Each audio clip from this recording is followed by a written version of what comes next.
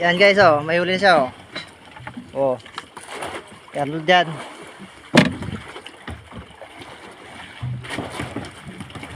Para sa pamilyang Pilipino. Wala ko pamilyang dagat sabihin mo eh. Ay sus naman. Hindi. Ganda natin.